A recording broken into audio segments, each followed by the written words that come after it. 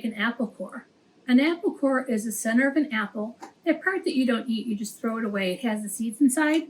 So first you're going to start with a paper plate. You're going to cut it down to size. And I'm using the back of the paper plate today, so it looks more like a core. So first you're going to add your seeds. I did add 3. I'm going to add 1 more to make it 4. You're going to cut your paper with your hands. It's called ripping. So you're going to rip it. That looks like it's a little too big, so you're going to make it smaller. And the idea of ripping with your hands is to work the muscles in your hands. Get them all ready for writing and coloring and make them nice and strong. So if you don't want to rip, you can also use your scissors because that works really nicely also.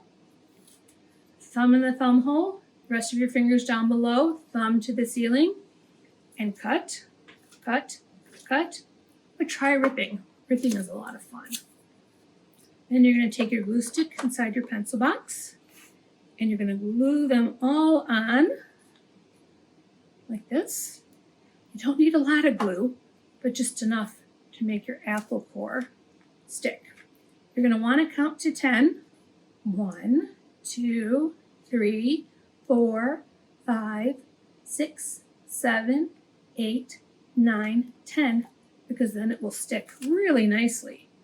So if you put them on, remember to count to 10 every time. 1, 2, 3, 4, 5, 6, 7, 8, 9, 10. And then if you would like, you can make a stem. You can make it out of green paper and attach at the top.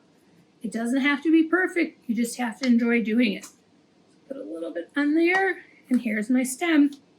1, 2, 3, 4, 5, 6, 7, 8, 9, 10. And there's my apple core. Have fun. Bye, friends.